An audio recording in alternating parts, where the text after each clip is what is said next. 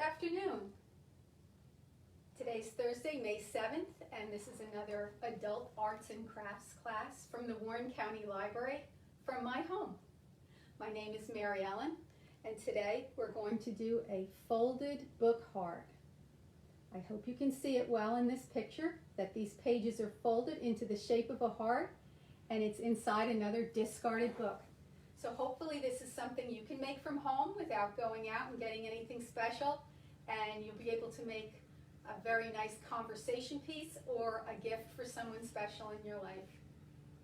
So it's nice to see you again today. I'm so happy that folks have come to visit, and I just want to check in with you and let you know that the staff is missing you a lot, and you might be receiving phone calls from the staff because we're calling every day. We're calling members to see how they are and do well checks and see that you're being able to download your books well and still be able to use the resources of our library. So I hope that you are doing so and you're enjoying all the new books that are on our iCloud and in Hoopla right now. So let's go with this hardcover book, Heart. I say hardcover because the first thing you want to do is choose the right book. You would like a book that can stand on its own, and that's why I say hardcover, because a paperback book could be very floppy and could fall down. So when you're choosing your book, you want to choose a hardcover book like this. This particular book is 6 inches by 9 1/4. It's not a large book. It's only about 300 pages long, because the pattern that we'll be using today is a 41-page pattern. Some of the patterns that are available online for folding books are for very large books. So if you have a pattern or you purchase a pattern online, be sure that you get the right size book so it will fit the pattern that you have. This is a nice short one, so you can really find one on your shelf and do this rather quickly. Hey Beth, how are you today? I see you're watching. Thanks so much for coming again. So here we are with our hardcover book, and here's a couple of other things you want to look for. You want to find a book that does not have a lot of photographs in it, because sometimes when you fold a page with a photograph in it, it will distort the look of the heart because part of the photograph will be showing on the edge of the page. Oftentimes too, the photographs are printed on a different type of paper, and that may make your heart look a little disjointed as well. So that would be something to look for. The other thing you want to watch for is if your book has pages that have been turned over as a bookmark like this. What a no-no. How easy is it to find a real bookmark? If they've been folded over like this, that's going to distort your heart. I was folding a book and I found a page like this, and so what I ended up having to do was I actually cut the page out of the book so I wouldn't waste all the work I had done folding that particular book. So those are just a couple of things to look for when you are going to choose the book that you want to use. So I am going to start with the book that I've chosen. It's very much like the same size as the other one that I just showed you. And I'm going to take the camera down into the box, and let's see. We will see how to do it step by step. I will show you how to mark the book, how to fold the book, and how to finish it in this class. What you see here is the pattern for the folds, where the first through the 41st fold, what you mark to fold, and these directions are on our website right in front of this class, and I'll also link it to the class later as well. All right? So here's a book, and I've decided I'm going to use this one. So the first thing I would have you do is remove the cover. Now, I would say to remove the cover carefully, because some of these covers are attached so well that they will damage the inside of the book. So if you see here, it actually caused me to rip this cover to get that off. So if there are any little bits and pieces that are hanging around on this discarded book, you want to peel them off as carefully as you can, because eventually what you will do is glue this first page back over it, and as long as there's no big lumps or bumps, that will be fine. Sometimes you will find a book that has a very interesting page in the front. If it's colored or patterned or something like that, that's quite a find. Also, this particular book, when I took the cover off, it's pure white and beautiful. So it's a nice choice to make a folded book that would be a gift, because this will look lovely sitting on someone's shelf. When I did this as a class in the library, I was able to save all books that had red covers. So at the time it was Valentine's Day, and what a nice choice for a book to use with a red cover. So keep that in mind, but whatever book you find, the first thing you're going to do with that book is you're going to find the center of the book. So the way to find the center is to first find the back page of the book. The back page of this book, the last page is 272. So there's 272 pages in the book. And if I want to find the center of the book, I just divide this number in half. And that way I will find the center of the book. So here we go. I have found the center at page 136. I know I'm in the center because this pattern now, if I build it, I want that heart to end up centered in the book. The first time I did this, I didn't understand the concept and I guessed. So it was a little bit off. It wasn't too bad, but if you start with the center of the book, you'll be in good shape.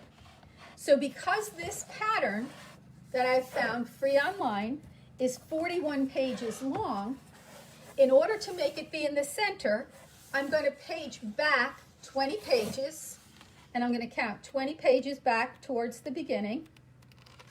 And here we are. And then I know this is going to be my first page because 20 pages will be in the front of the center and 20 pages will be behind it. Does that make sense? Everybody with me? Now, the thing I told you had to have for this class in the description was you had to have a ruler with centimeters on it, because the measurements here are quite close, and the best way to make those measurements is with a centimeter ruler. So here's what a centimeter ruler looks like. You'll have one side with just the centimeters, and you may have the other side that also has the metric breakdown of the millimeters in between the centimeters. And this is the side that you want to use if you're using a ruler like this, because a lot of times the folds are very, very close to each other. So you want to have as much hashtags there as possible. If you don't happen to have a centimeter ruler on hand, know that there are many centimeter rulers and rulers of all kinds that you can download from the internet. So this, for instance, is a centimeter ruler that I had downloaded from the internet. And what I found was if I put a right angle piece of paper across the top and I hold this against my page evenly, I can more accurately mark my centimeters. It's not necessary for you to do that, but it sure did help me in marking my pages when I've done some very long patterns. So this is page 1, and as you see, if you can see the directions here, that, and I'm going to get my pencil out, fold 1, you mark 8.3 centimeters, and you mark 9.6 centimeters. So by holding my ruler up here, right in the top corner of the book, as if I were reading the book, I get down to 8, and then I count 1, 2, 3, and I make a little mark.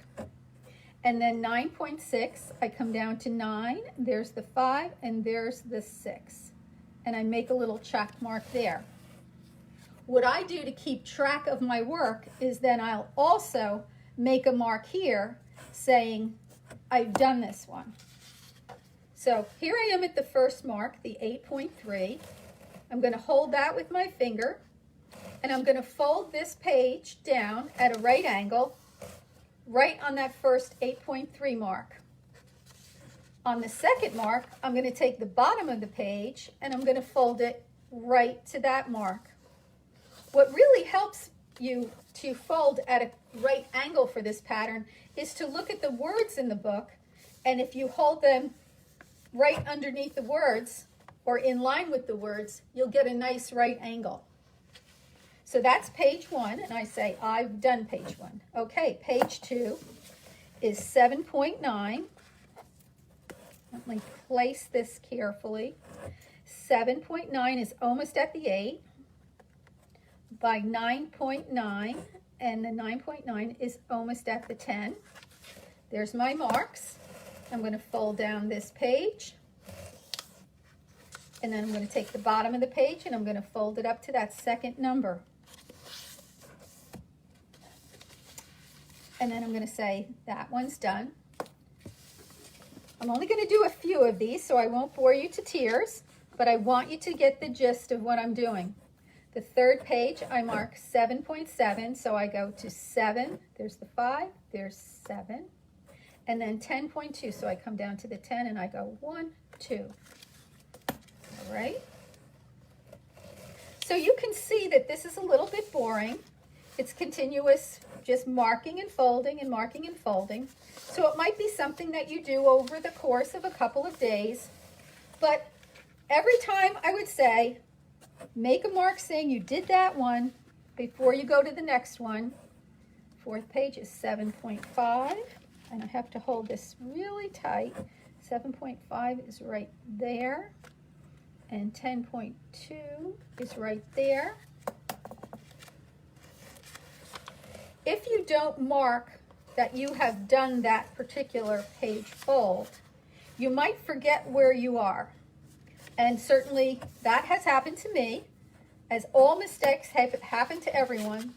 What you might have to do then is go back and count your pages to know this was 1, 2, 3, 4, and now I know I'm at number 5. And number 5 is 7.4 and 10.3. 1, 2, 3. So you see, this is really quite easy to do. There's nothing hard about it. As long as you're accurate with your measurements, your picture will start to make itself.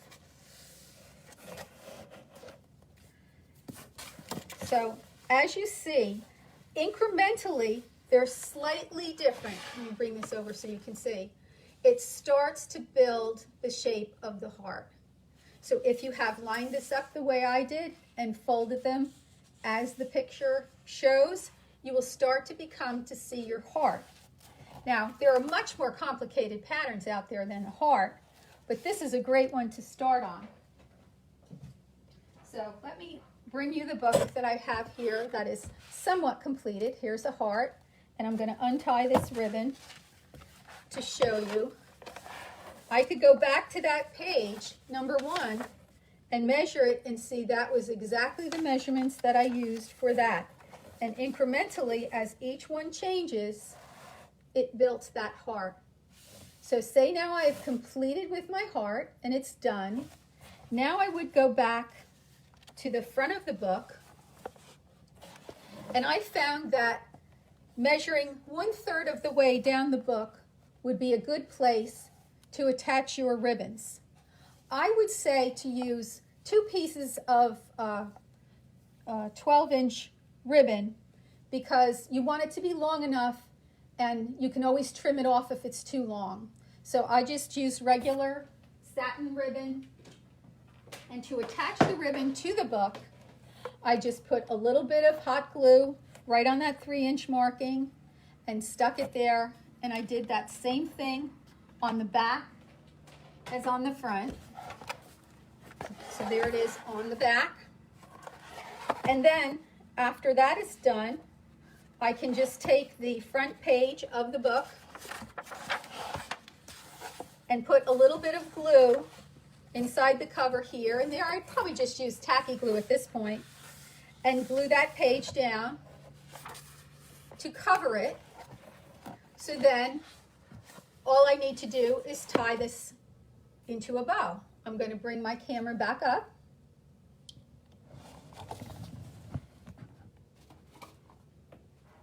So you can see that the heart is done, and all I need to do now is tie myself a lovely little bow there, and my book is done.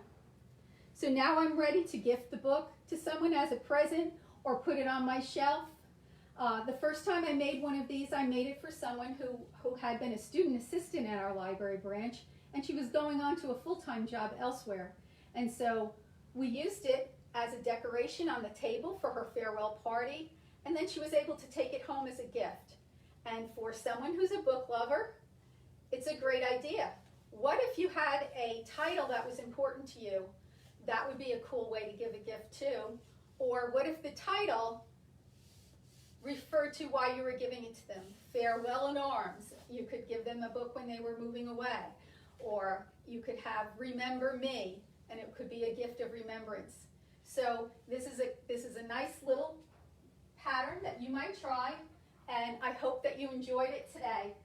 Next week, because the dogwoods are blooming, I've decided to go back to a paper flower because I know they're very, very popular with our folks at our library branch. And so we're going to do a dogwood branch.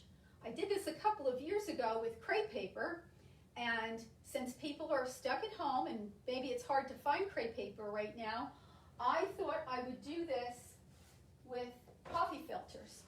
So the easiest coffee filter you would use would be one of these number 6 drip coffee filters. So if you happen to be at the grocery and you find these coffee filters, that will work perfectly to make yourself a dogwood branch. So grab a branch from outdoors, bring yourself some coffee filters next week on Thursday, and we'll be putting together a dogwood branch. All right, I'm glad you liked that idea, Judy. And same for Elizabeth. It would be a great Mother's Day gift. I know I've brought my mother paper flowers on Mother's Day because it's a lovely gift that never really goes bad. This is more than 2 years old, and it really looks nice to bring it out once again. So thank you so much for coming into my kitchen with me and visiting the Warren County Library virtually. And thank you so much for coming.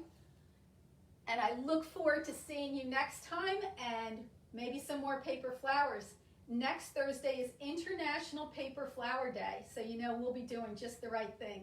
Thanks so much. We'll see you next time at the library, at home.